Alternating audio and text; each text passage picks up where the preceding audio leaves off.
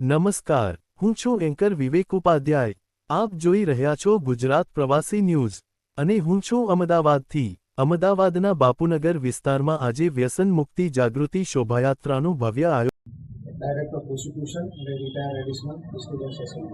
સાહેબ જે આ કાર્યક્રમ રાખી તેના બાબતમાં શું કહેવું? આજે આ વ્યસન મુક્તિ જાગૃતિ અભિયાન લગત એક કાર્યક્રમ રાખ્યો છે. પરમ પૂજ્ય સંત શ્રી બાબા એમની પુણ્યતિથિ આવેલો છે અને એ નિમિત્તે સેવા ટ્રસ્ટના પ્રમુખ શ્રી સુરેશભાઈ રાયપુરે તથા તેમના તમામ કાર્યકર્તાઓએ આ એક વ્યસન મુક્તિ જાગૃતિ અભિયાન લગત એક કાર્યક્રમનું આયોજન કર્યું છે અને સમગ્ર બાપુનગર એરિયામાં આ યાત્રા કરશે.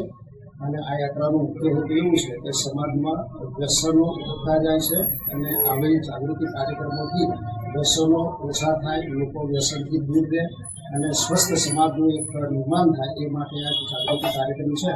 અને આ કાર્યક્રમ યોજવા બદલ સેવા ટ્રસ્ટના શ્રી પ્રમુખ શ્રી સુરેશ રાયપુરને અને તેમના તમામ કાર્યકર્તાઓ ખૂબ અભિનંદન આપું છું.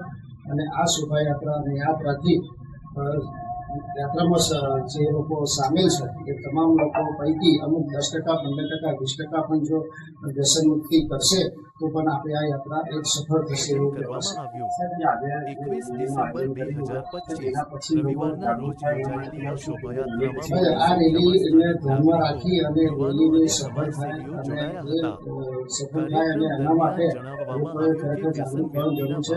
પહેલાં અમદાવાદની અંદર કેન્સર નિકેશ હોસ્પિટલ હતી, આજે 45 હોસ્પિટલો છે એવું મેં જાણ્યું છે. અને આ હોસ્પિટલ એટલા માટે હતી કે વ્યસનના દેખીમાં વ્યક્તિ કોઈને કોઈ બાહ્ય અવલંબન શોધે છે અને અંતે વ્યસન તરફ વળે છે. શોભાયાત્રામાં વ્યસન છોડો, જીવન બચાવો, ચાલો કરીએ વ્યસન મુક્ત સમાજનું નિર્માણ જેવા નારા લગાવી લોકોને જાગૃત કરવામાં આવ્યા. આ પ્રસંગે શ્રી એ.આર. પટેલ, રિટાયર્ડ જજ અને ડાયરેક્ટર ઓફ પ્રોસિક્યુશન, ગુજરાત સરકાર દ્વારા સ્પષ્ટ સંદેશ આપવામાં આવ્યો કે વ્યસન સામે લડવા માટે કાયદા સાથે સાથે પરિવાર, સમાજ અને યુવાનોની સામૂહિક ભૂમિકા અત્યંત જરૂરી છે. વ્યસન મુક્ત સમાજ માટે આવા જાગૃતિ કાર્યક્રમો સમાજ માટે મહત્વપૂર્ણ સાબિત થઈ રહ્યા છે. એન્કર વિવેક ઉપાધ્યાય, અમદાવાદ, ગુજરાત પ્રવાસી ન્યૂઝ.